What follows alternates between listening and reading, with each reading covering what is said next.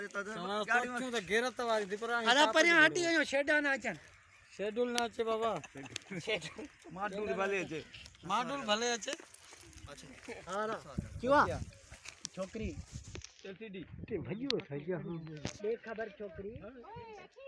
हां कंडा लगंदा यार ना कंडा कोन हेदिया वचन साणी जी बोण पे पट्टी मुबारक पट्टी बोण हाल हाल चुप करो दा क्यों બે खबर छोकरी अकेली वते दी घुमंदी सोबे ने जंग में के जंग जा जानवर कीड़े फाड़े न तू केर थीनो ही मुखा पुछण वारो मां अकेली घुमा या के सा गड ते में तू जो छ तू के थींदो आई मुखा पुछण वारो मां हिन जंग में अकेली घुमा या के सा गड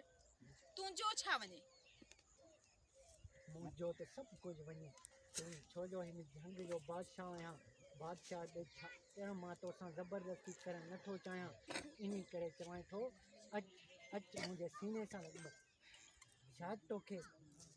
शायद तू मुखे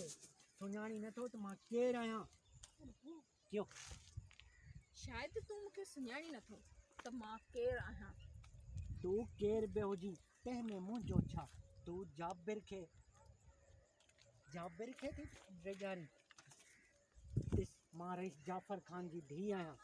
जे कदे मुझे सोट के तुझे हरकतन जी खबर पई तो तो के कीरे फाड़े छडींदा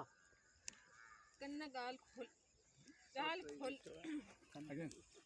कन्न खोले गाल बुध भगवान भले तो खबर ना है अदा वरी छा शोर तो अचे हां दोबारा कन्न गाल खोले बुध मां जाफर जी धी आया गलत कन्न गाल गद तो कन्न खोले अदा सब न चो ओके क्यों कन्न गाल खोले बुध ओ कन्न खोले गाल बुध मां जाफर जी धी आया जेको मुझे सोटर के खबर पई ना तो तोखे जिंदा न छडींदो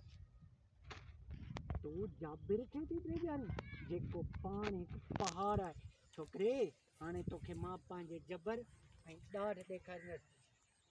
ठीक अचानक हुन पोया अची वियो अहिड़ी ॾिस थोरो सुकून आयो शेरल तू इंसर्ट दे छॾे ॻाल्हाईंदा ॾिसो इंसर्ट न जा ॾिस ॻाल्हाए शरल तू हुन चयो आहे शेरल तू जाबिर छोकरी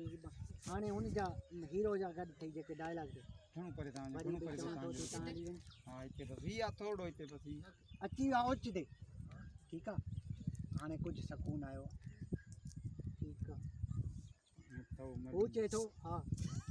हाणे हीरो सां इन जो हिसाब किताब धमकी पियो हल जाबिर तो खां मां पंहिंजे भाउ जे खून जो बदिलो वठंदुसि आयो तव्हां ॾे हल मोमल अदा हुन सां हाणे हुन जा मास्टर पोइ था वठो पहिरियों हुन सां वठी छो उबतो जावल हुननि जा सोलो थींदा न हा हुननि जो सोलो वठां हल ठीक आहे नओं कैमरा मैन ई जाओ क्यों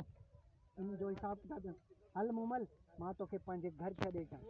न शेरल जेसि ताईं तूं मूंसां मोहबत जो इज़हार न कंदे तेसि ताईं मां घर न वेंदुसि न शेरल जेसाणी तू मुसा मोहब्बत जो इज़हार न कंदे तो मां ताणी घर न वेंदसि शोर त न आयो ना तेज चला मूंखे तोसां हा मूं चयो न मूंखे तोसां प्यार आहे हाणे त बसि ठीकु आहे इहो ई हो अच्छा मास्टर सां